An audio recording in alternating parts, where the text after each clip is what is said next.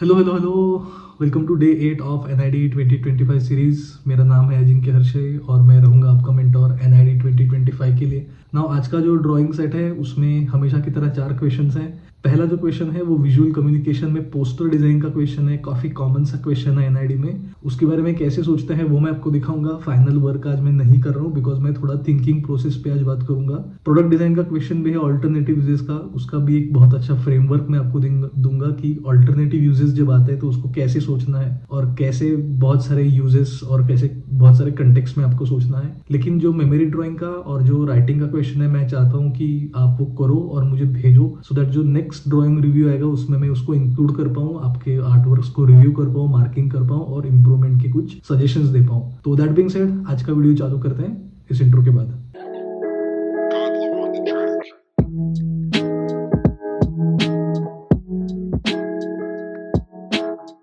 Alright, सो आज का जो विजुअल कम्युनिकेशन का क्वेश्चन है ये एक बहुत टिपिकल क्वेश्चन है NID में। पोस्टर मेकिंग का क्वेश्चन है।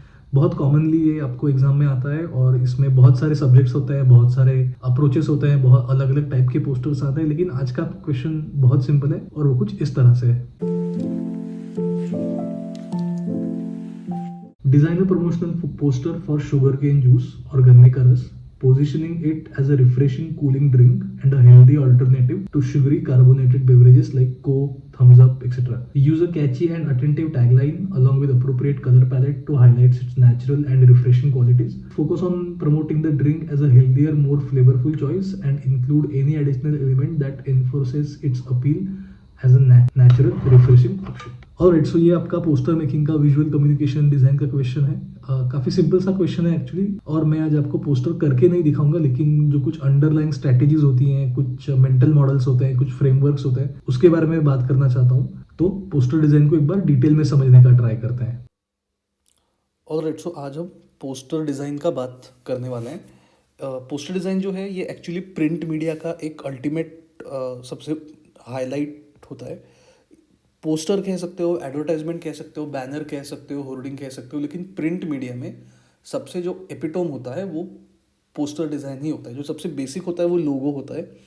उसके बाद बढ़ते बढ़ते बढ़ते बढ़ते बढ़ते वो पोस्टर डिज़ाइन या एडवर्टाइजमेंट तक आता है, जिसमें एक्चुअली आपके सारे जो अलग अलग एस्पेक्ट्स ऑफ विजुअल कम्युनिकेशन है वो एक साथ कन्वर्ज हो जाते हैं एक पॉइंट पे। जैसे एलिमेंट्स ऑफ डिज़ाइन है, प्रिंसिपल्स ऑफ डिज़ाइन है, आपको कलर थ्योरी का अंडरस्टैंडिंग आना अच्छे से आपको पता होना चाहिए। टाइपोग्राफी और फॉन्ट्स के बारे में आपको पता होना चाहिए। परसुएशन टेक्निक्स वो काफ़ी इंपॉर्टेंट पार्ट है जो मार्केटिंग साइड में भी थोड़ा सा जाता है, ये भी आपको पता होना चाहिए। और आपको सही कॉल टू एक्शन भी देना होता है। ये सारी चीज़ें जब पोस्टर में आती है तब आपका पोस्टर एक अच्छे से बनता है और वो एक प्रॉपर मैसेज डिलीवर कर पाता है। पोस्टर का मेन फंडा ये होता है to grab the attention of your audience, deliver the message and then get them to do what you want them to do. जैसे फॉर एग्जांपल ये जो पोस्टर आप देख रहे हो ये हार्वर्ड मिलर ने डिज़ाइन किया हुआ पोस्टर है 1942 में, वर्ल्ड वॉर 2 के टाइम पे, जब ओवरऑल हम लोग सोसाइटी ये चाहती थी कि women should contribute in the war efforts. तो वॉर्स में या फैक्ट्रीज में या हाउस होल्ड में एक जो इन्वॉल्वमेंट बढ़ाने के लिए ये पोस्टर डिज़ाइन किया गया था और इसका काफ़ी बड़ा एक्चुअली कल्चरल इम्पैक्ट है। तो ये जो पोस्टर है ये काफ़ी इंपॉर्टेंट पोस्टर है हमारे आर्ट हिस्ट्री में भी। ऐसे ऐसे कई सारे पोस्टर्स हैं इस PDF में जिसके बारे में भी हम बात करते हैं। तो पर्पस ऑफ पोस्टर क्या होता है ना, purpose of poster is to deliver a message. आपको कोई भी पोस्टर आप कर रहे हो, एडवर्टाइजमेंट आप कर रहे हो, आपको सबसे पहले तो उनका अटेंशन ग्रैब करना है। Most importantly you have to grab the attention, then you have to deliver your message. जो भी आप कन्वे करना चाहते हो, गुड और bad, in both cases does not matter. जो भी आप बोलना चाहते हो उसको आपको बोलना है और you want to give them the right call to action कि आपका जो whatever you are selling, maybe you are selling an idea, maybe you are selling a product, but the sale should go high. NID में एक कहावत, एक generally एक कहावत है कि गुड डिज़ाइन विल सेल। अगर design अच्छा है तो वो बिकेगा। और इसमें पोस्टर्स या ग्राफिक डिज़ाइन या ओवरऑल विजुअल कम्युनिकेशन डिज़ाइन बहुत ज़्यादा हेल्प करता है। कोई भी जो पोस्टर होता है वो एक प्रॉपर कन्वर्सेशन की तरह होता है। What I mean by that is, let's say if I want you to buy something, I need to work on my sales technique, I need to work on my body language, my toning and everything. Similarly जब आप poster design करते हो तब आपको ये सारी चीज़ें अच्छे से आनी चाहिए. इसलिए मैं हमेशा बोलता हूँ कि a good visual communication designer has to be a good communicator. कुछ एग्जांपल्स के साथ देखते हैं. जैसे ये जो चीज़ है, ये वाला जो पहला पोस्टर है, ये तो इसमें आप देख रहे हो काफ़ी एक बड़ा सा विजुअल है. जैकी श्रॉफ एक एक्टर है, उनका ये विजुअल है. काफ़ी उनका एक मैनली सा इमेज था और इसमें लिखा है it takes a Charminar to satisfy a man like you, right. तो इसमें what is said in psychology या रिवर्स साइकोलॉजी में, that if you want to become a man like him you need to get this cigarettes, you need to smoke this cigarettes. तो इस तरह से ये poster design किया है कि ये आपके मस्कुलिनिटी को चैलेंज करता है कि if you are a man then you will smoke this cigarette, not any other cigarette, because it takes a Charminar to satisfy a man like you. तो ये ऐसे पोस्टर्स हैं, बहुत इंटरेस्टिंग पोस्टर्स मिलते हैं हमें सिगरेट के एडवर्टाइजिंग में. On the other hand we have a Usha sewing machine का टेक्निक. अभी यहाँ पे आप टैगलाइन देखो, train her to be an ideal housewife, right. तो इसमें फिर एक मॉम है, उसकी बेटी है और फिर जो सूइंग मशीन है वो दिखा गया एंड बाहर है उषा सूइंग मशीन. इसमें obviously I am not saying that these are the correct way to sell them now, but उस टाइम पे जो सोसाइटल कंडीशंस थी उस टाइम पे, जैसे एक मैन और फीमेल से एक जो एक्सपेक्ट किया जाता था उसको ये लोग एक्सप्लॉइट कर रहे हैं और इस तरह से उन्होंने ये पोस्टर डिज़ाइन की है. तो ऐसे पोस्टर बेसिकली काम करता है. आपको एक प्रोडक्ट बेचना होता है या फिर कुछ आइडिया बेचनी होती है अलग अलग टेक्निक्स यूज़ कर करके. जैसे हमने जैसे कहा कि कोई भी पोस्टर जो है वो एक कन्वर्सेशन की तरह होता है. It's like a pretty much like a one way communication only. But उसका जो सबसे मेन इंपॉर्टेंट चीज़ होता है इज़ टू मोबिलाइज. मोबिलाइज का मतलब either through your poster you want somebody to visit a website और your store, or you want them to call, and but at the end of that you want to buy you want them to buy either a product or a service or a thought at least. Yeah. तो just as any good conversation is based on body language. जैसे मैं sales man जो होते हैं उनका बात कर रहा हूँ. So we can talk about a salesman जिसका बॉडी लैंग्वेज अच्छा है, वो एक अच्छे इन्वाइटिंग वार्म टोन में बात कर रहा है, he is using the right words, his logic और परसुएशन टेक्निक्स आर राइट. है ना, मतलब जिस लॉजिक से आप मैन को बुलेट बाइक या कुछ ऐसा कुछ रेजर बेच रहे हो, उसी लॉजिक से आप फीमेल्स को पीरियड पैंटीज नहीं बेच सकते. आपको अलग परसुएशन टेक्निक्स यूज़ करनी पड़ेंगी, अलग तरीके से बात करनी पड़ेगी. और ये सब होने के बाद once your audience has become your willing customer, you have to tell them what to do next, right. So good poster is a dialogue delivered visually. जैसे ये एक हम पोस्टर का बात करते हैं, तो this is a very beautiful design. It's a Nike का poster, you know through this, but in this they are not selling you shoes, they are not even selling you their different products. They are selling you motivation, they are selling you some kind of ambition, they are selling you the personal achievement thing, and they are associating that with their brand. So this is an idea that they are trying to sell. In this poster also, actually this is a song by this artist. तो ये जब release हुआ था तब Vespa thought it's a very good idea to market their particular bike जो यहाँ पे photo में.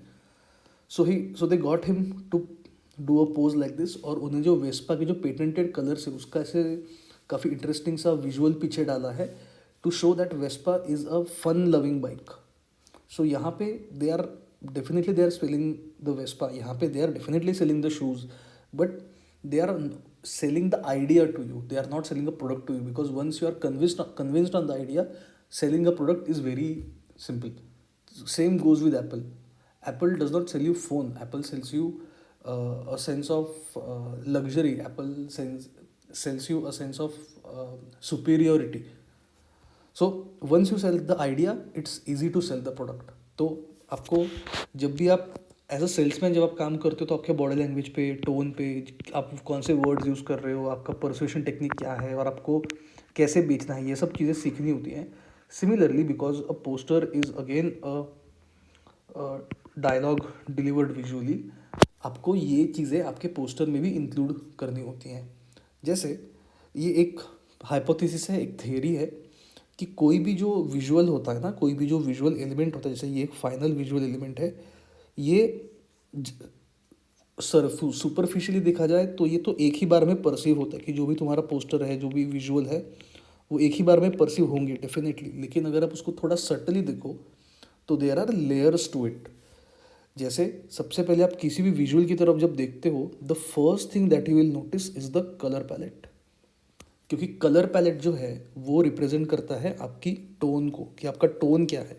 If your tone is arrogant, good chances that people are not gonna buy from you, right? If your tone is very soft, so uh, people might consider you as desperate. Same goes here. अगर तुम सही colour palette choose नहीं करते हो तो आपका message गलत जा सकता है, और ये पहली चीज़ है जो आपके पोस्टर में ऑब्जर्व होती है। मैं आपके एग्जांपल्स भी देता हूँ। दूसरा जो है कि जो आपका विजुअल एलिमेंट है, after colours the next thing that you observe in any visual manner is the visual element. इसमें आप basically what it works is it's an attraction point, right? जैसे if I have written the word apple like this and if I have drawn an apple like this, right, it's easier for you to understand what is this. Both mean the same thing, but हमारा ध्यान पहले visual element की तरफ जाता है, और visual element जो है वो आपका एक अट्रैक्शन पॉइंट की तरह काम करता है या परसुएशन पॉइंट की तरह काम करता है। क्योंकि we are visual beings, we will always prefer visual over text, right? So this is the visual element. Third one is text copy. This means the actual words that you use. जो हमने salesman के context में बोला था कि कौन से word वो यूज़ करता है। You have to use the right words, you have to be witty, you have to be intelligent. And then third चीज़ें होती है, जैसे मैंने कहा टेक्स्ट कॉपी होती है कि आप एग्जैक्टली कौन सा टैगलाइन यूज़ कर रहे हो, आप किस चीज़ से किसी को एड्रेस कर रहे हो। और जैसे ये जो विजुअल है यहाँ पे आपका, उसको ये अकम्पनी करता है। आप ऐसा नहीं कह सकते कि आपने एक कैरेट निकाला है, राइट? एक एग्जांपल दे रहा हूँ, and then if you write in the same poster a dog an apple a day keeps a doctor away, then they are not gonna work. They have to be in symphony, they have to be in synergy with each other. ये बहुत अच्छा अगर तुमने visual निकाला है, लेकिन text copy या tagline जो है वो आपने कुछ अलग लिख दिया, it will not work. They both have to complement each other. So this is third thing is the text copy. Then आता है जैसे कुछ टैगलाइन हो सकती है, छोटी सब टाइटल हो सकता है, कुछ डिटेल हो सकते हैं प्रोडक्ट के बारे में, वो आप डाल सकते हो, या फिर कॉल टू एक्शन आपको डालना है। जैसा मैंने कहा था, हर पोस्टर में कुछ ना कुछ कॉल टू एक्शन होना ही चाहिए, दैट यू टेल देम कि okay this is the first thing that you have to look at, this is where you introduce the idea, this is introduce the idea, introduce the problem or anything, this is where you give them the solution, this is where he is convinced, your customer is convinced. But if he does not know what to do next, then he gets confused, at some time frustrated also. I will show you the examples. और इसमें कुछ ऐसी चीज़ें जैसे आप ऐसा भी डाल सकते हो कि 79% ज़्यादा इसमें ऑक्सीजन है, या जो भी है, whatever you want to do. इसका भी हम एग्जाम्पल्स देखते हैं। और ये आपका वर्क करता है लॉजिक के साथ, right? Although human beings are emotional beings, we like to believe that we are intelligent, and we like to know कि हाँ इसके ये फैक्टर्स हैं, ये फैक्टर्स हैं, ये फैक्टर्स हैं, ये फैक्टर्स हैं। जैसे एक एग्जांपल के लिए बोलता हूँ, मान लो आपको इलेक्ट्रिक बाइक खरीदनी है, राइट? आप उसका माइलेज देखोगे, आप वो कितना पर चार्ज देते हैं वो देखोगे, आप प्राइस पॉइंट देखोगे, ये देखोगे, वो देखोगे, लेकिन आप mostly you will go with, जैसे कोई बजाज का बाइक है या फिर ऐसी कंपनी जिस पे आपको ट्रस्ट हो, उसी के साथ आप मोस्टली जाते हो। क्योंकि again we are emotional human beings, but ये डेफिनेटली हेल्प करता है उस चॉइस को सॉलिडिफाई करने के लिए। और आखिरी होता है कंपोजिशन, कि आपको जो स्पेस दिया है उसको आप कैसे यूटिलाइज कर रहे हो, ये आपका बॉडी लैंग्वेज वाला जो पार्ट है उसको कोरिलेट करता है। तो कोई भी पोस्टर के कुछ जो फैक्टर्स होते हैं और जो कैसे समझे जाते हैं वो हम एक बार फिर से रिकैप करते हैं। सबसे पहले कलर पैलेट देखा जाएगा कि क्या कलर पैलेट है, उससे आपके पोस्टर का टोन डिफाइन होगा। उसके बाद आपने कौन सा विजुअल एलिमेंट और किस तरह से किया है वो देखा जाएगा। फिर आपका टेक्स्ट कॉपी क्या है, टैगलाइन क्या है, वो देखा जाएगा। उसके बाद आपने क्या डिटेल्स दिए हैं, लॉजिक क्या है आपका, सब टैगलाइन क्या है, और उसके बाद कंपोजिशन कैसा है। ये इस हायरार्की में इसको देखा जाता है। इसको हायरार्की ऑफ विजुअल कॉम्प्रहेंशन कहते हैं।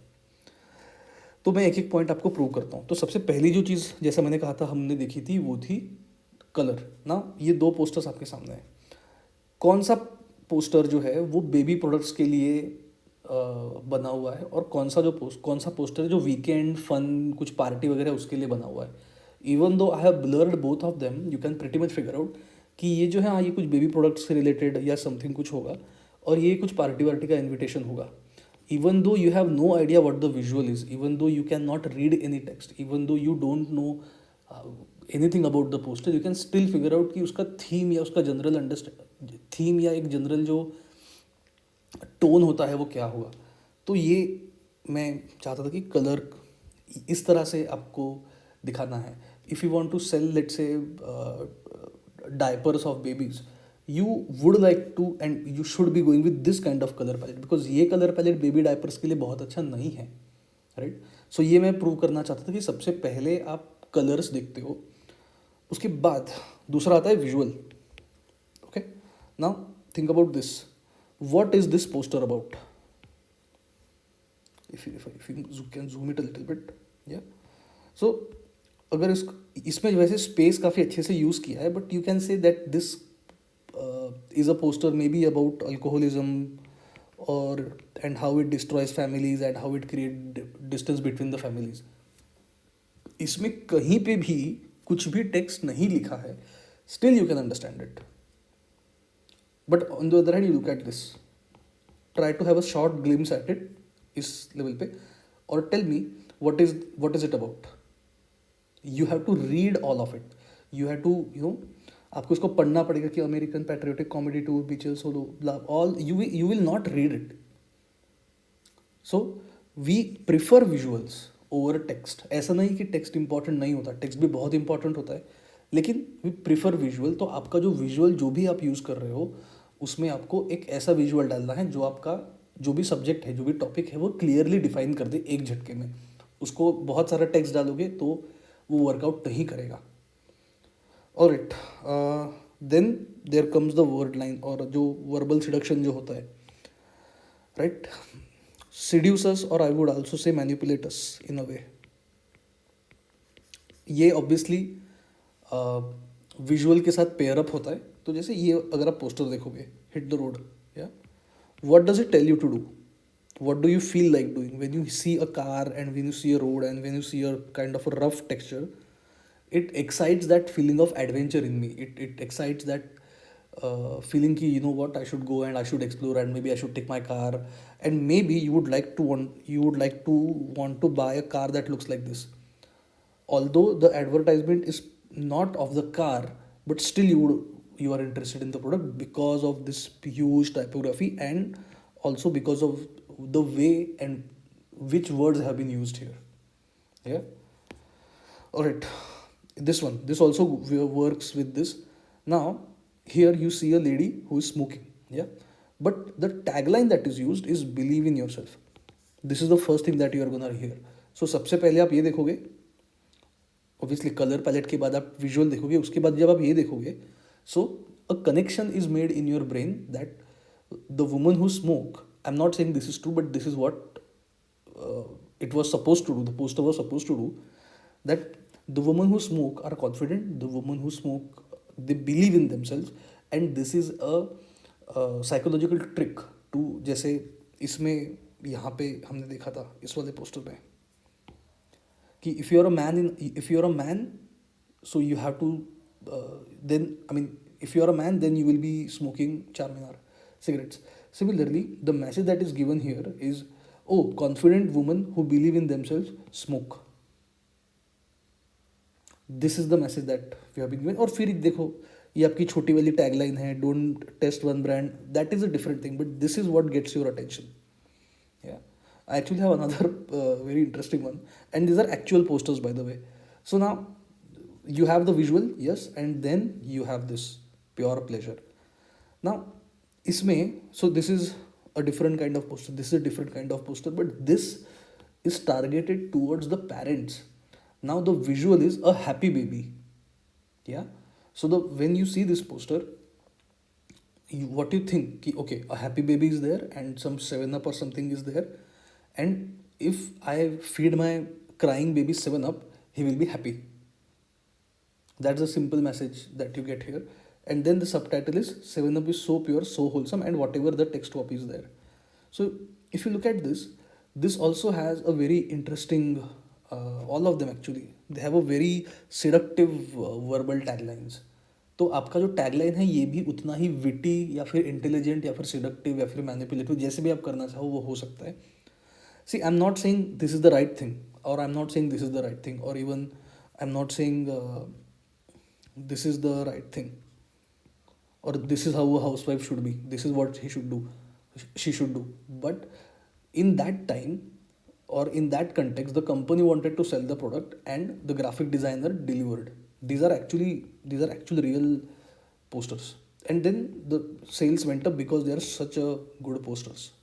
Yeah. ऑलराइट, हम तो आखिरी जो कंसेप्ट चीज़ होता है वो टेक्स्ट का हम एक बार बात करते हैं. You look at these two posters, या, and you tell me which one of them is a more expensive product, poster A और poster B. Most probably you will feel कि you know what, poster A is a more expensive product than these things.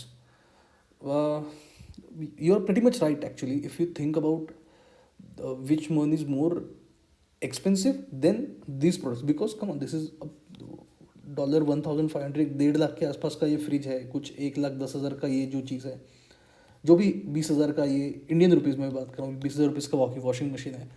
The pen might not be that expensive, but definitely if I ask you which one is more luxurious, then this is the one that will make you feel more luxurious. When you buy this kind of product, this pen or whatever, this is the one that will make you feel not that luxurious about yourself. Yeah. And we want to level up the game in our own lives. So how have they done it? By using a lot of, in this poster, by using a lot of negative space. And in this, because there is a lot of positive space, there is a lot of positive space, very little breathing space also, you can say, like this. So that feeling of luxury is not there, the feeling of importance is not there. On the other hand, let's say if we have had to redesign the posters, so if let's say you show a one simple washing machine which is given here like this one, and then you draw a female who is very happy, and maybe she says, oh, all my time is free, now I can use it to pursue my education, and some details, whatever details are given here, then this will make more impact. On the other hand, if you have the same thing, but if you have a lot of pens like this who are just randomly thrown, and there is a lot of text, okay, this has silver nib, it has never drying ink, and just whatnot, so many things are just given, 50% off, 30% off, blah blah blah blah blah. The same product will not feel that luxurious because it's the composition of how you arrange them, it's the space management. So composition of space, very very important. And ending में, you need to always, you have to give them some kind of call to action, और जिसको CTA भी कहा जाता है. जैसे ये जो पोस्टर है, ये US आर्मी का पोस्टर है. ये this poster actually is a very interesting poster because it does not waste any time, it directly comes to the point. So he uses this image of Uncle Sam, actually American एक mascot हम बोल सकते हैं, uncle Sam जो ये होता है वैसे. So it's a very American poster, and it does not give you any logic, it does not say anything, it directly comes to the point, and it says, I want you for US Army nearest recruiting station. So it tells you, okay, you know what, Uncle Sam, I am a patriotic American and I want to join the US Army because I want to protect my country. What should I do next? Visit nearest recruiting station. Imagine if this was not given, I want you for US Army. Okay, I'm ready. I want to enroll in the US Army. But what should I do? I have no idea. So you have lost a potential customer here. You have lost one good soldier. Look at this poster. Yeah. So it's a very beautiful visual actually. I am pretty sure कि तुम लोगों ने ये social dilemma करके एक documentary series है, वो देखा होगा. अगर नहीं देखा है तो लुक एट दिस. ये so you have the text, very simple text, and you have the visual of a man in blue, whose hands are tied, they are controlled by something, and he's looking at his phone and his eyes are getting burned up, and his brain is also getting so let's say you are interested, you are like, oh, oh, this looks like something interesting, maybe this is related to phone or social media. It intrigues that attention, it generates that intrigue in you, but then you don't know what to do. Like, do you go to your nearest movie theaters to watch this, or is it on Netflix, or is it on Amazon Prime, or is it on TV? What time? How much time? Nothing is given. So there is no call to action. Another potential customer is lost because there is no call to action. Actually, there was a call to action. I actually cut this part out to make my point. But हमेशा call to action आपको देना ही देना है. Now to recap, किसी भी poster में कोई भी अच्छा पोस्टर अगर हमें डिज़ाइन करना है तो आपको एक उसका अच्छा कलर पैलेट पहले चूज़ कर. सबसे पहले जो चीज़ है वो कलर पैलेट दिखाई देती है, तो एक अच्छी colour palette priority number 1. Priority number 2 एक अच्छा विजुअल. प्रायोरिटी नंबर 3 एक अच्छी विटी इंटेलिजेंट राइमिंग टैगलाइन, उसके कुछ डिटेल्स या कॉल टू एक्शन, और आखिरी में आएगा आपका कंपोजिशन, कि कंपोजिशन और स्पेस मैनेजमेंट आपका कैसा है. इस तरह से आप पोस्टर के बारे में सोचोगे तो ये एक सिस्टमेटिक वे हो जाता है पोस्टर के बारे में सोचने का, और ऐसे आप अच्छे पोस्टर्स क्रिएट कर सकते हो. लेकिन हमेशा रूल्स के हिसाब से करोगे तो अच्छा ही होगा, ऐसा नहीं है. There are exceptions which actually prove the rules. जैसे it's see, if it's nice, play it twice. It is very simple. You have the text, you have the visual. Yeah, yes, obviously there is no call to action here, but I can deal with that. Look at this one. There is very little text here, very little visual, sorry, very little visual. But if you look at this bicycle cam, where it is what time, what date, and that's it. Whatever information was supposed to be given is delivered. The job is done. Poster का इसको एक Swiss style design posters कहते हैं by the way, या जिसमें text typography based posters होते हैं, बहुत टाइट ग्रिड होता है उनका. Alright, actually this one is one of my favourite ads. So this one was an ad given in Times of India. तो ऐसे आपका जो फ्रंट पेज होता है, you have the Times of India here and you have this is the half page. So they have brought इतना बड़ा space खरीदा था, and this was written in this is the actual photo of that advertisement, and it says, make an ad so dumb people will actually want to look at the bottom to see who the heck paid for this shit. They use this word. This is the actual print. It rejects all the rules that we discussed till now, but it still works because exceptions always prove the rule. और if I tell you कि मैं यहाँ पे Apple का product भी डालता, या फिर मैं यहाँ पे कोई जूस का बॉटल डाल देता, whatever I would place here, this would work. This particular advertisement would almost work for everyone, almost I am saying. But then this is some beer और सम अल्कोहलिक बेवरेज का ये advertisement था. And then this one, we need a graphic designer. You see, sometimes as designer we tend to get too much into the rules and the definitions and strict guidelines and whatnot, but sometimes as if the message is being delivered, what is the issue? Yeah, so this also works. Humor is always going to help you in NID. Alright, so these are some ideas about posters. Now, how do you design a good poster? सबसे पहले तो you have to craft your message. जैसा हमने कहा था कि in order to become a poster is basically a visual communication or a visual conversation, I would say. तो सबसे पहले तो आपको एक स्ट्रॉन्ग नैरेटिव, एक स्ट्रॉन्ग विजुअल नैरेटिव या फिर एक मैसेज आपको चूज़ करना होगा, उसको आर्टिकुलेट करना होगा अप्रोप्रिएट ऑडियंस के लिए. उसको शॉर्ट रखो, इंटेलिजेंट हो, विटी हो, और ज़्यादा अच्छा हो तो better, and make sure that it is up to the point. Don't beat around the bush कि हाँ ये है ये है ये है. Just directly come to the point कि okay this is this and I want you to buy this, simply. तो first thing is start with a tagline. if that is something that you want to do.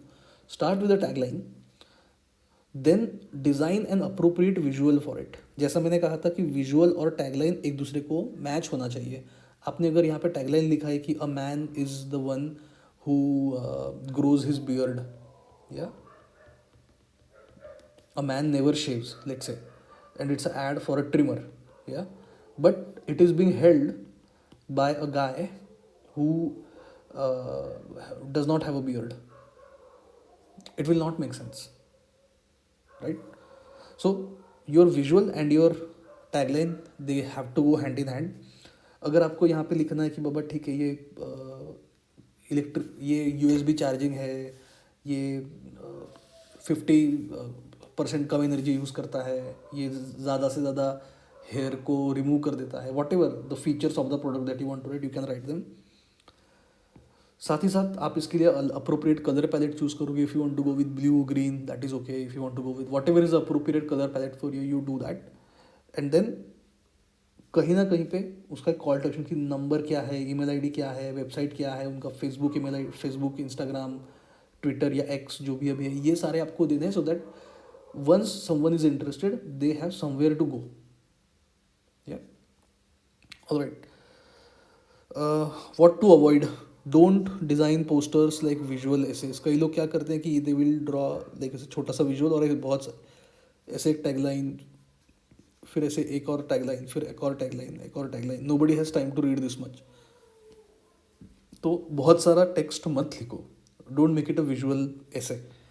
जहाँ जहाँ पे आपको visual elements use करना possible है, आप visual elements use करो, rather than writing a sentence कि दिस इज़ इको फ्रेंडली या this is recyclable. Just use that recycle वाला symbol and you are good to go. Not too much और too little negative space. You don't want to create a poster which has this short of a visual, this is the tagline and this is the Facebook, Instagram thing, and this is the number. This is too little. On the other hand, you also don't want to overshadow and overburden the entire composition with lot of text and lot of visuals. That's also not a good idea.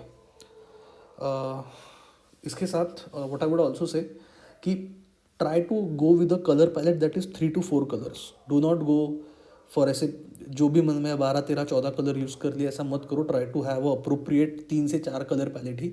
Colour three का आप एक बार पढ़ लो, अगर आपने नहीं पढ़ा है तो मैं कहीं आई बटन में आपको दे देता हूँ. एक जनरल आइडिया तो आपको डेफिनेटली आ जाएगा वहाँ से कि कैसे कलर पैलेट चूज़ करना है.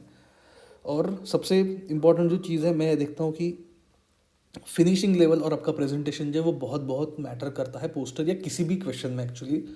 क्योंकि अगर आपका फिनिशिंग लेवल उतना स्ट्रांग नहीं होगा ना, तो लेट्स से कई बार लोग क्या करते हैं कि what a lot of people do is they design a poster, they have a visual, they have a tagline, everything works nice, but then this, let's say this space, they only color this part, this yellow thing, and a lot of white space is remaining. This looks incomplete. So make sure कि आप जो भी poster है, जो भी आप visual कर रहे हो वो प्रॉपरली कलर्ड हो.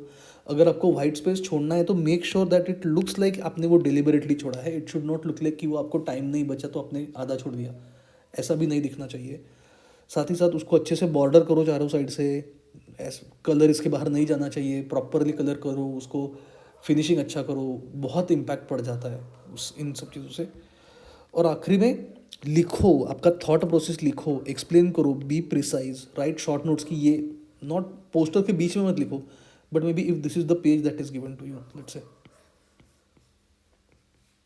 आपको यहाँ पे क्वेश्चन दिया होगा मान लो, और इतना आपको स्पेस दिया है, and they have not given you space to right.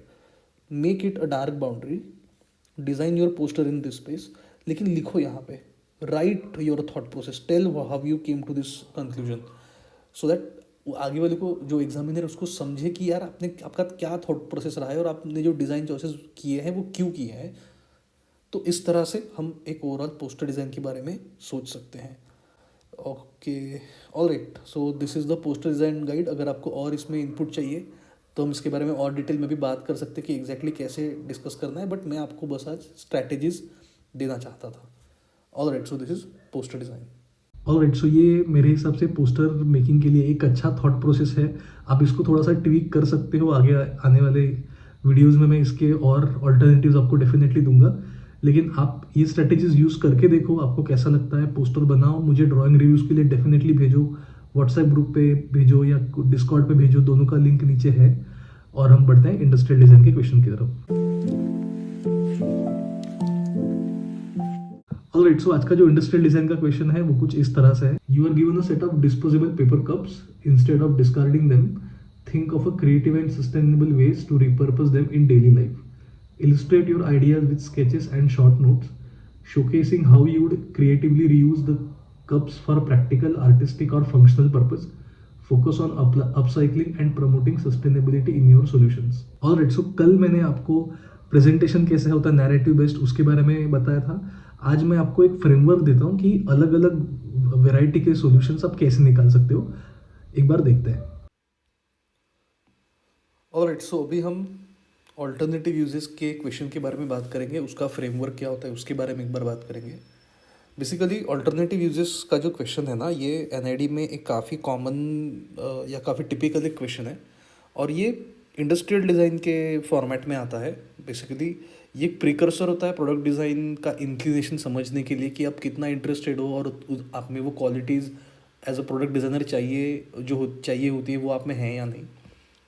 Basically क्या होता है कि आपको एक क्वेश्चन दिया जाता है जिसमें आपको एक ऑल्टरनेटिव यूजेस का क्वेश्चन में एक टिपिकल हाउस होल्ड प्रोडक्ट आपको दिया जाता है, जैसे कैची हो सकता है, अम्ब्रेला हो सकता है, हेलमेट हो सकता है फॉर दैट मैटर। जैसे आज के केस में पेपर कप्स हमें दिया हुआ है और आपको बोला जाता है कि आपका ऑल्टरनेटिव, उस ऑब्जेक्ट का ऑल्टरनेटिव यूजेस आप डिफरेंट सेटिंग्स में, डिफरेंट कंटेक्स्ट में आप डिज़ाइन करो। Basically whatever object is given to you, उसका एक पर्टिकुलर एक डिफाइंड यूज़ होता है कि उसको इस तरह से इसी वे में यूज़ करना है।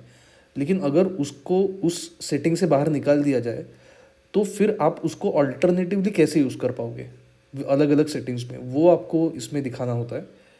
काफ़ी अच्छा क्वेश्चन होता है क्योंकि ये आपका, जैसे मैंने कहा था, इंक्लिनेशन चेक करता है प्रोडक्ट डिज़ाइन की तरफ। क्योंकि प्रोडक्ट डिज़ाइनर बनने के लिए आपको 3 चीज़ों में महारत चाहिए होती है। सबसे पहला तो प्रॉब्लम आइडेंटिफिकेशन।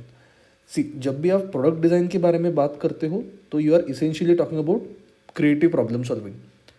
आप प्रॉब्लम तभी सॉल्व नहीं कर पाओगे जब आप उसको आइडेंटिफाई कर पाओगे। तो सबसे पहला जो चीज़ होता है इसमें वो प्रॉब्लम आइडेंटिफिकेशन का होता है। उसके बाद प्रॉब्लम आइडेंटिफाई करने के बाद आपको जो ऑब्जेक्ट दिया है उससे आप वो प्रॉब्लम कैसे सॉल्व करते हो, वो एक चीज़ है। और तीसरा जो सबसे इंपॉर्टेंट चीज़ है वो है स्पॉन्टेनिटी। इन टाइप के क्वेश्चंस के लिए आप रट्टाफिकेशन नहीं कर सकते, आप डिसाइड नहीं कर सकते कि हाँ ऐसा आएगा तो ऐसा करूँगा, ऐसा आएगा तो ऐसा करूँगा, क्योंकि एनआईडी में एनीवेज क्वेश्चंस रिपीट नहीं होता है। टाइप ऑफ क्वेश्चंस रिपीट हो सकते हैं लेकिन एग्जैक्टली वैसे के वैसे क्वेश्चन रिपीट नहीं होते। तो ये क्वेश्चन होता है। लेकिन अच्छी बात यह है कि as Indians we are anyways doing it और हम उसको जुगाड़ कहते हैं। जैसे यहाँ पे आप देखोगे तो एक हेडफोन है मेरे पास इस तरह से, और because I want to better sound what I did कि ये जो स्पीकर है मैंने यहाँ पे डाला, ये करके गड्ढा करके, और फिर उसको पेपर कप्स में डाल दिया इस तरह से। तो knowing a little bit of sound वाला फंडा, तो आपका साउंड अच्छा हो जाएगा। और ये एक्चुअली काफ़ी अच्छा नॉइस कैंसलेशन हेडफोन की तरह भी काम करता है। अगर आप इसमें रुई या कपास डाल दो और हेयर बैंड को भी डाल दो तो ये नॉइस कैंसलेशन को भी काफ़ी अच्छे से हेल्प करेगा। तो ये एज इंडियंस हम सबको आता ही है, बट कभी कभी हम सोच नहीं पाते हैं कि कैसे यूज़ करना है, क्या यूज़ करना है। तो उसके लिए मैं आपको एक फ्रेमवर्क देता हूँ। लेकिन इसमें प्रॉब्लम क्या होता है इस टाइप के क्वेश्चन करने में? कई बार बच्चे क्या करते हैं, डेकोरेटिव एलिमेंट्स करके आते हैं या ज्वेलरी एलिमेंट्स, जैसे लैम्प्स हो जाए, विंड चाइम हो जाए, ऐसी चीज़ें करके आता है। तो उसको एक टेक्निकली प्रोडक्ट नहीं कहा जा सकता बिकॉज वो डेकोरेटिव एलिमेंट्स हैं, वो कुछ प्रॉब्लम आपका सॉल्व नहीं कर रहे हैं ना, तो they can not be technically called as a product. हाँ, अगर आपको कुछ नहीं ये हो रहा है, नहीं सूझ रहा है, तो आप करके आओ, क्वेश्चन खाली मत छोड़ो। बट वी प्रिफर कि प्रोडक्ट डिज़ाइन या प्रोडक्ट ओरिएंटेड क्वेश्चन है तो उसका सोल्यूशन भी वैसे ही है। सो सबसे पहली चीज़ कि डेकोरेटिव कई बार लोग काम करके आते हैं, ज्वेलरी वगैरह निकाल के आते हैं। अगर ऐसा बोला है कि आपको डेकोरेटिव एलिमेंट्स या ज्वेलरी एलिमेंट्स करने हैं तो कोई दिक्कत नहीं है, लेकिन ट्राई करो कि इस टाइप के क्वेश्चंस में प्रोडक्ट ओरिएंटेड सॉल्यूशन आपका हो। दूसरा कि एक ही जो यूज़ केस है वो बार बार दूसरे अलग अलग सेटिंग्स में यूज़ करते हैं। जैसे मान लो आपको कप वाला एग्जांपल है, तो आपने बोला कि ठीक है मैंने कप लिया और उसको किचन में रखा, उसमें स्पून्स डाल दिए, फिर उस कप को लिया उसमें टूथब्रश डाल दिए, फिर उसको कहीं टेबल पे रखा और उसमें ब्रशेस डाल दिए। तो हालांकि ये 3 अलग अलग सेटिंग्स है लेकिन यूज़ केस तो उसका एक ही है ना। तो इसको भी नॉवेल्टी ऑफ सॉल्यूशन आपको नहीं मिलेगा, आपको रिपीटेटिव सॉल्यूशन मिलेगा। तो वैसा भी हमें नहीं करना होता है। कई बार ऐसे होता है कि आपको नहीं समझता है कि यार इसको कैसे किया जाए, आपको सॉल्यूशन नहीं सूझते हैं, it also happens a lot of times. और कई बार आप काउंटर प्रोडक्टिव चीज़ें कर देते हो या रिडंडेंट सॉल्यूशंस आ जाते हैं, जैसे यहाँ पे एक एग्जांपल दिया है। अभी ये जो चीज़ है ना, जस्ट बिकॉज इसका जो शेप है वो आपके एक्चुअल डिश से मिलता है डज नॉट मीन कि आप यहाँ पे लगा दोगे तो वो वर्क हो जाएगा, क्योंकि उसका कुछ रिफ्लेक्टिव मटेरियल उसका इंपॉर्टेंट है, उसका रिफ्लेक्टिव प्रॉपर्टीज़ की वजह से वो वर्क करता है। तो ये दिखने में विजुअली तो सही लगेगा लेकिन कुछ काम का नहीं, रिडंडेंट है। तो कई बार कई लोगों को ये क्वेश्चन में दिक्कत जाता है, तो इसका मैं एक फ्रेमवर्क बताता हूँ। आपको 3 स्टेप्स करने होते हैं इसमें। सबसे पहला तो ऑब्जेक्ट वाला स्टेप होता है, दूसरा कंटेक्स्ट वाला स्पेस ये होता है, और तीसरा होता है प्रॉब्लम आइडेंटिफिकेशन। हम पहले पे बात करते हैं ऑब्जेक्ट। तो सबसे पहले तो आपको आपका ऑब्जेक्ट जो है वो समझना पड़ेगा इन अलग अलग एस्पेक्ट्स। जैसे मान लीजिए आपको एक कप दिया है, उसका फोटो भी मैंने यहाँ पे दिया है, राइट। तो कोई भी जो फिजिकल प्रोडक्ट या ऑब्जेक्ट है, कोई भी, इट कैन बी माचिस की तीली से लेके आप चेयर भी ले लो, साइकिल भी ले लो, हर चीज़ का एक ये 6-7 फैक्टर्स होते ही हैं। जैसे हर फिजिकल फॉर्म का, हर फिजिकल ऑब्जेक्ट का एक साइज, फॉर्म और एक शेप होता ही है। जैसे आज जो हम ये केस ले रहे हैं वो पेपर कप का केस है, इस तरह से। तो इसका साइज़ होता है कुछ 4 सेंटीमीटर बेस पे होगा, यहाँ पे 4.5 या 5 सेंटीमीटर होगा, हल्का सा कोनिकल सिलेंड्रिकल होता है। तो I will write that it is a cylindrical thing, almost cylindrical. इसका हाइट, उसके बाद आता है फॉर्म या शेप हो गया, उसके बाद आता है साइज़। तो साइज़ में हम साइज़ मेंशन करेंगे, मान लो यहाँ पे 6 सेंटीमीटर का होता है। मटेरियल है इसका पेपर, राइट। तो पेपर है तो आप इसको बहुत ज़्यादा देर पानी में यूज़ नहीं कर सकते हो, बहुत ज़्यादा देर आई एम सेइंग, या फिर आप इसको हाई टेम्परेचर में यूज़ नहीं कर सकते वरना वो जल जाएगा, राइट। तो ये भी आप लिखो कि नो हाई टेम्परेचर, या फिर पानी में आप यूज़ नहीं कर सकते, या बहुत स्टर्डी नहीं है, ऐसा भी आप लिख सकते हो। ओके। कलर भी हम कई बार यूज़ करते हैं, बट इसका कलर जो है वो वाइट है। इसका भी एक्चुअली यूज़ है बट अभी के लिए। टेक्सचर या इसका जो ट्रांसपेरेंसी है वो भी हर ऑब्जेक्ट को होता है। जैसे इसका जो है वो ऑलमोस्ट ओपेक है, लेकिन हल्का सा आप इसको ट्रांसल्यूसेंट बोल सकते हो, हल्का सा, नॉट अ लॉट। मतलब इसमें से लाइट पास हो जाएगा लेकिन विजुअल बैरियर आपको मिलेगा। इंटरफेस करके एक चीज़ होता है, जैसे कैची होती है ना, तो उसको यूज़ करने का एक तरीका होता है कि आपको एक फिंगर यहाँ पे डालना है, एक फिंगर यहाँ पे डालना है।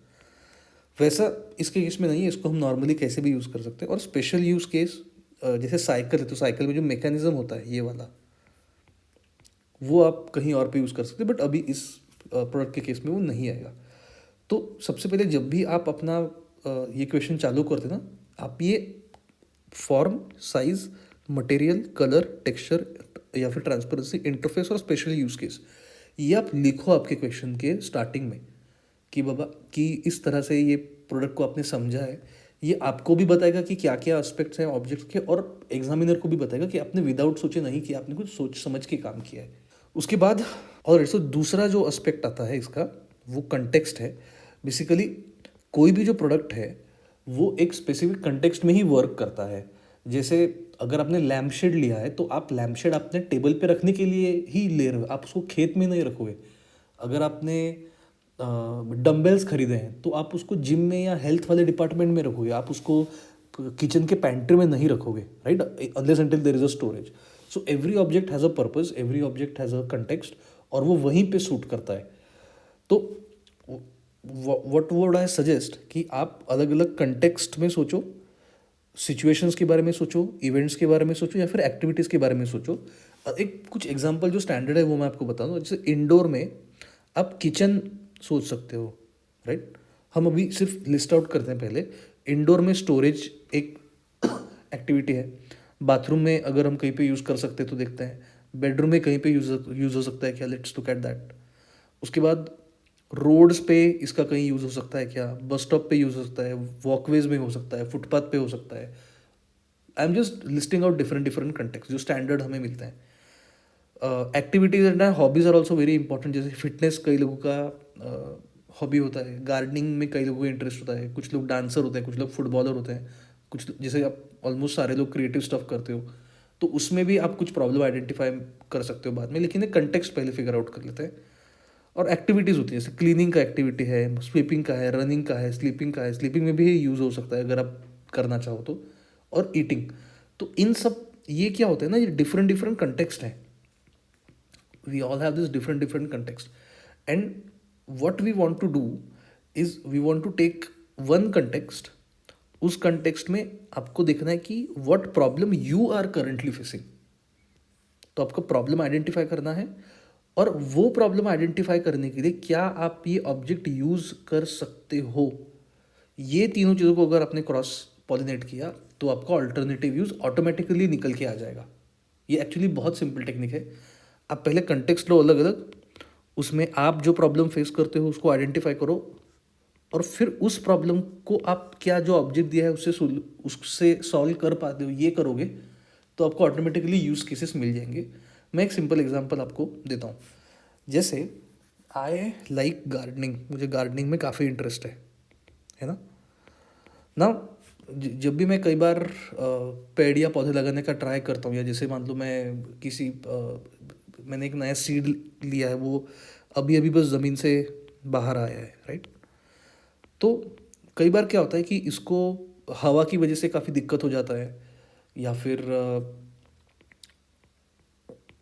कई बार ऐसे भी होता है कि इसको पंछी डिस्टर्ब कर देते हैं, या बारिश आ जाती है तो डिस्टर्ब हो जाता है, और इसकी वजह से मेरे काफ़ी पौधे ख़राब भी हो जाते हैं। तो what I can do is I can take that sapling, और मैंने जो मेरा पेपर कप है वो इसे लिया और इसको छोटे छोटे होल्स कर दिए इस तरह से, और उसको ऊपर एज अ प्रोटेक्टिव कवर ये डाल दिया। तो इससे क्या होगा कि मेरा वेंटिलेशन जो है वो भी चलता रहेगा, हवा जो है आती जाती रहेगी, और इसको थोड़ा थोड़ा, बिकॉज ये थोड़ा सा ओपेक भी है ना, हल्का सा ओपेक है, लेकिन लाइट अंदर तक जाएगा, तो सॉफ्ट लाइट इसको हमेशा पहुंचता रहेगा। तो ये प्रॉब्लम मैंने गार्डनिंग के कंटेक्स्ट में सॉल्व किया। ये बहुत ग्रेट सॉल्यूशन है ऐसा मैं नहीं कह रहा हूँ, बट आई एम सेइंग कि मेरे इंटरेस्ट में मुझे जो प्रॉब्लम आइडेंटिफाई करने को मिला उसमें मैंने ऑब्जेक्ट का यूज़ करके उसको सॉल्व किया है।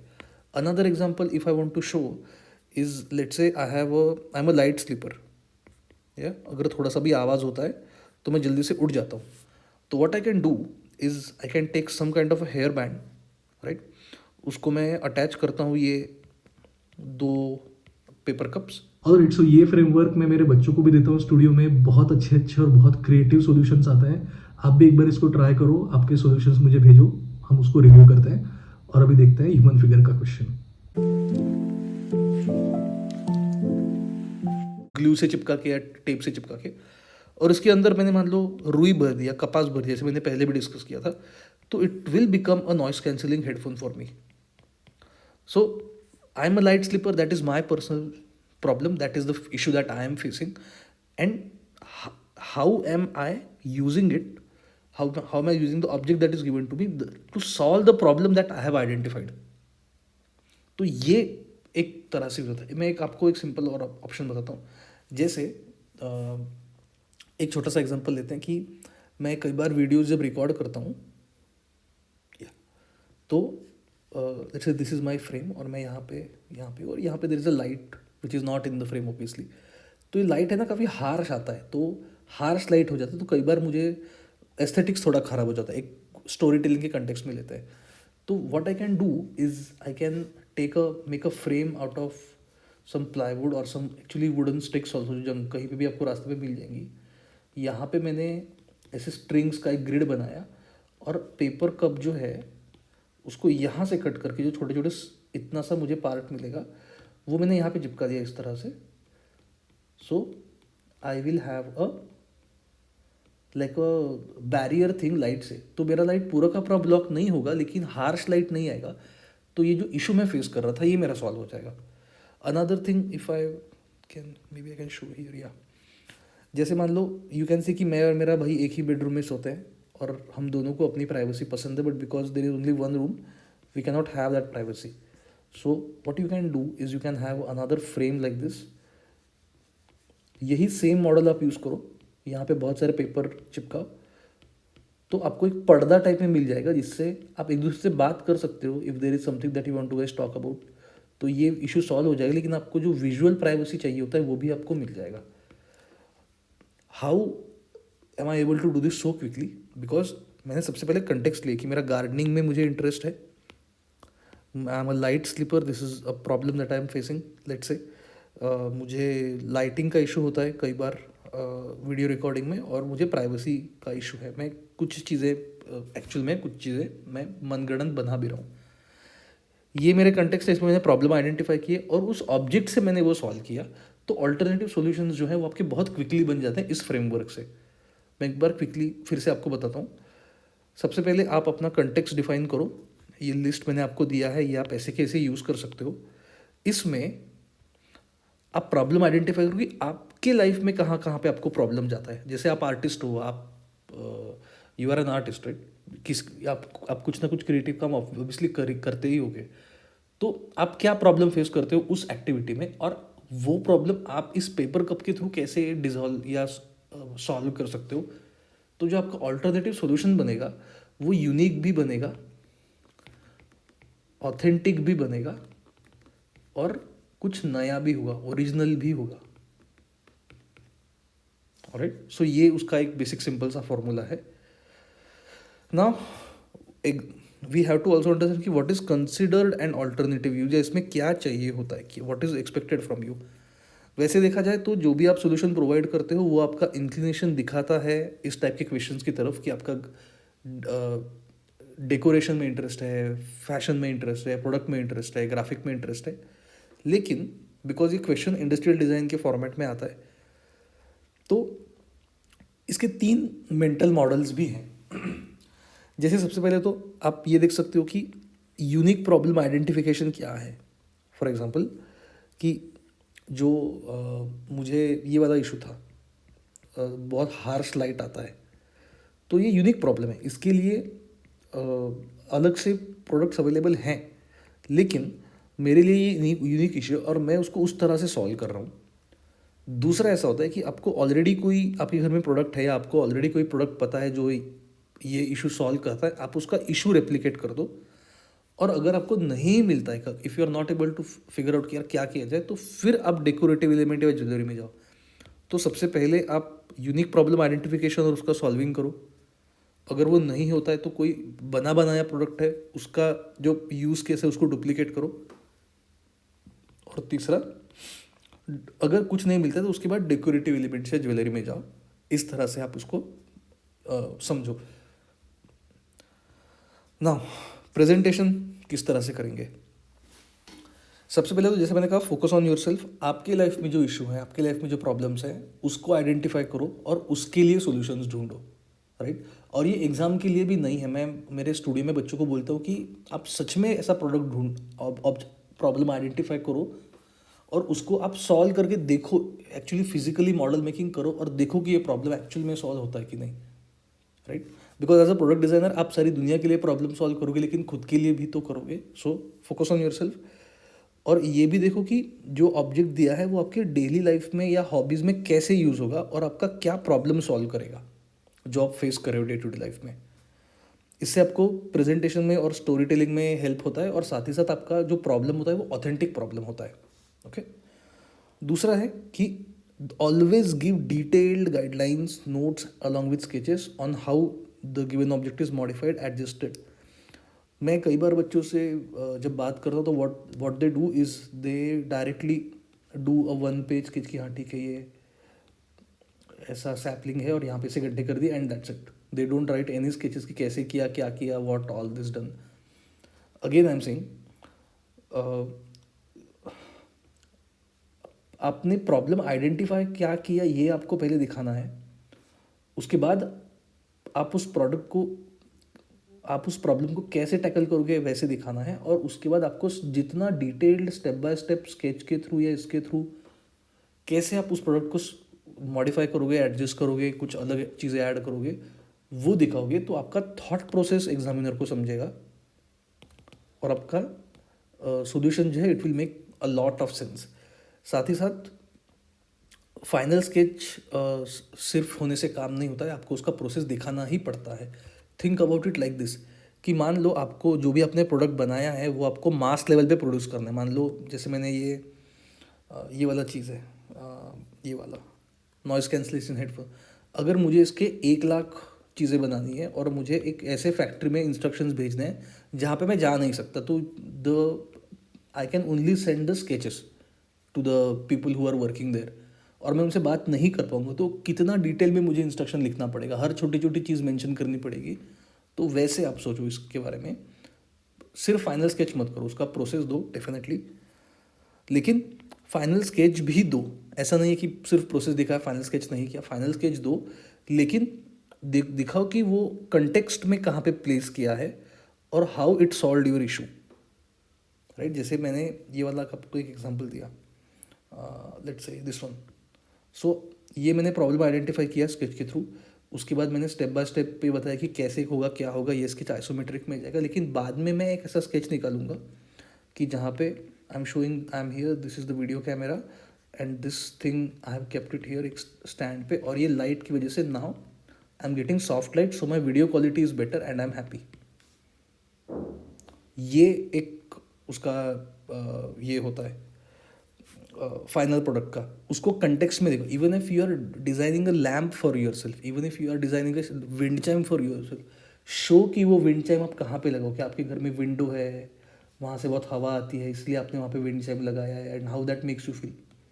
Draw sketch of your self being happy कि हाँ I am feeling very good, कि वो अच्छे से आवाज़ वगैरह आ रहा है उसका। This is very important. आप जब भी कोई प्रोडक्ट खरीदते हो मोस्ट ऑफ द टाइम, तो जो प्रोडक्ट है उसका 3D स्केच या आइसोमेट्रिक स्केच नहीं होता, वो यूज़ केस में दिखाते हैं कि वो प्रोडक्ट यूज़ करने के बाद आपको कैसे फील होगा, वो फाइनल स्केच में आना चाहिए, right. Most important I would say, copy मत करो। मुझे पता है कि इंटरनेट पे और पिंटरेस्ट पे और बहुत सारे ब्लॉग्स पे और वेबसाइट्स पे बहुत सारी चीज़ें लिखी हुई हैं, लेकिन जो एग्जामिनर हैं वो ऑलरेडी ये सारी चीज़ें देख चुके हैं, उनको पता है कि कहाँ से आप सोल्यूशन उठा रहे हो, नहीं उठा रहे हो। और जैसे आप देख रहे हो वैसे कई सारे बच्चे देख रहे हैं। तो मान लो आपका जो सोल्यूशन है वो अगर 100 बच्चों ने या 200 बच्चों ने या 500 बच्चों ने कर लिया, मान लो, क्योंकि 15,000 बच्चे आपका एग्जाम दे रहे हैं, तो 500 बच्चों ने अगर सेम सोल्यूशन किया है मान लो, तो एग्जामिनर को तो चमक जाएगा ना कि नहीं ये कहीं से देखा हुआ है। और एनीवेज उनको पता होता है कि ज़्यादा से ज़्यादा कहाँ से उठा लोगे, पिंटरेस्ट से उठा लोगे या कहीं और से उठा लोगे, तो बिहान से उठा लोगे मान लो, लेकिन they know all those things, so don't copy, it makes a very bad impression. अगर आपने कितना भी ब्रिलियंट आइडिया देखा होगा लेकिन उसको कॉपी मत करो, पोस्टर में भी कॉपी मत करो, इस प्रोडक्ट में भी कॉपी मत करो, स्केचेस में भी कॉपी मत करो, don't copy at all NID में। Be original, very very important. आपकी जो प्रॉब्लम्स है, आप जो इश्यूज फेस करते हो, वो आप टैकल करने का ट्राई करो। आप अगर खुद के प्रॉब्लम सॉल्व नहीं कर पाओगे तो बाकी दुनिया के प्रॉब्लम प्रोडक्ट डिज़ाइन के थ्रू कैसे करोगे। So be original, focus on the problem that you are facing in your life, and write. Always keep short notes कि ये ऐसा है, ये ऐसा है, ये ऐसे किया, ये इसको ऐसे गड्ढे किए। समटाइम्स पीपल थिंक कि जैसे मान लो ये छोटा सा सोल्यूशन है, यू माइट थिंक कि हाँ ठीक है ये ऐसा किया तो एग्जामिनर तो समझ ही जाएगा कि हाँ गड्ढे किए हैं। यू नेवर नो, आपने कुछ मेंशन नहीं किया है, आई कैन, बिकॉज कुछ लिखा नहीं है, आई कैन अज्यूम कि हाँ इस पर कुछ चिपकाया है, मान लो ग्लू के डॉट्स डाल दिए तो उससे कैसे हेल्प होगा। आई वुड ऑल्सो से कि कितने मिलीमीटर के गड्ढे हैं अप्रोक्सीमेटली वो भी लिखो, और किससे करने हैं वो भी लिखो, जैसे नीडल से करने हैं, पेंसिल से करने हैं, नाइफ से करने हैं, यू राइट एवरीथिंग। एंड जैसे मैंने इंक्लूड स्टोरी टेलिंग जैसे मैंने इस वाले केस में किया था कि first I had a problem कि मुझे हार्श लाइट आता था, फिर मैं एक जस्ट फॉर एक सिंपल केस में कि आई वेंट फॉर अ चाय, क्योंकि मुझे बहुत फ्रस्ट्रेशन हुआ था कि मेरी वीडियोज़ का क्वालिटी अच्छे नहीं आ रहा है। फिर मैं सोच रहा था कि सोल्यूशन क्या हो। जैसे मैंने चाय ख़त्म किया मुझे लगा कि अरे ये सोल्यूशन तो मेरे हाथ में ही है, तो मैं बहुत सारे कप्स घर पे लेके आया, फिर मैंने उनको अच्छे से वॉश किया, फिर मैंने उसको कट किया, फिर मैंने बाहर से कई लकड़ियाँ लेके आया, उसको स्ट्रिंग इस तरह से बांधा, उसका ग्रिड बनाया, फिर उसको टेप से चिपकाया और फिर उसको एक स्टैंड पे खड़ा किया और तब मैं वहाँ पे आया। तो इससे क्या होता है ना कि they are also involve in the process, और स्टोरी टेलिंग हमेशा से ही अच्छे से वर्क करता है। तो ये ऑल्टरनेटिव यूजेस का मैं फ्रेमवर्क मेरे स्टूडियो में बोलता हूँ। आप एक बार इसे ट्राई करके देखो, आप कोई भी पुराना क्वेश्चन भी उठाओ, लेकिन you go through this process and you will see that automatically इतने बढ़िया बढ़िया सोल्यूशंस आएंगे आपके पास कि आप खुद हैरान हो जाओगे। तो ये ऑल्टरनेटिव यूजेस का फ्रेमवर्क है। Imagine you are a small child sitting on your father's shoulder at a fair near your house. From up high, you see colorful tents, bustling people, and exciting ride like merry-go-round and Ferris wheels. The air is filled with smell of cotton candy and the sound of laughter. Draw the scene from your perspective, capturing the lively atmosphere, the food stalls, and the view from atop your father's shoulders, showing the excitement and energy of the fair. Alright, so ये काफ़ी interesting question है। आपको बहुत dramatic perspective इसमें नहीं डालना है, लेकिन थोड़ा क्राउडेड क्वेश्चन है, थोड़ा सा कॉम्प्लेक्स क्वेश्चन है, तो आप इसको अटेम्प्ट करो। और आज का जो राइटिंग क्वेश्चन है ये एक्चुअली इसको कॉम्प्लीमेंट करता है, उसको एक बार देख लेते हैं। ऑलराइट, सो आज का जो राइटिंग क्वेश्चन है वो मेमोरी ड्राइंग के पैरेलल में चलता है और वो कुछ इस तरह से है। Right a diary entry from the perspective of the child after coming back from the fair. Reflect on the days events and your emotions. Describe the sights, sounds, and smells that stood out to you, as well as the fun moments you shared with your father.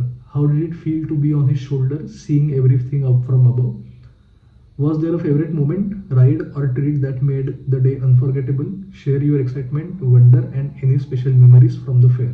Alright, so ये creative writing का question है और ये जैसा आपने देखा parallelly चलता है मेमोरी ड्राइंग के क्वेश्चन के साथ। लेकिन आप एक काम करो, आप इसको उल्टा अटेम्प्ट करो। आप पहले लिखो क्रिएटिव राइटिंग का क्वेश्चन कि आपका क्या एक्सपीरियंस था, आपको कैसा फील हुआ, आपने क्या क्या देखा, और जो आपने लिखा है, जो आपने वहाँ पे मेंशन किया है, वो आप ड्रॉ करो आपके मेमोरी ड्राइंग में। तो आप नोटिस करोगे कि आपके लिए ईजी हो जाता है कि कहाँ पे क्या पुटअप करना है, क्या क्या चीज़ें ऐड करनी है वगैरह। तो यही एक्चुअली सीक्वेंस होता है। मैं जो बताता हूँ कि पहले जो भी आपको टॉपिक दिया जाता है उसके बारे में आप लिखो, उसको डिटेल में एक्सप्लेन करो, उसको उसके बारे में लिखो और फिर उसको ड्रॉ करो। तो ये आप टेक्निक यूज़ करके देखो और आपके ड्राइंग मुझे भेजो। व्हाट्सएप ग्रुप का लिंक और डिस्कॉर्ड का लिंक मैंने डाल दिया है नीचे, वहाँ से देख लो। और ये रहे आपके आज के 4 सवाल। आपको ये वीडियो कैसा लगा मुझे डेफिनेटली कमेंट्स में बताओ। इस सीरीज से आपको कैसे हेल्प हो रहा है, नहीं हो रहा है, आपके कुछ सजेशंस है, एडवाइस है, प्लीज़ लेट मी नो। मैं उनको डेफिनेटली इनकॉर्पोरेट करता हूँ।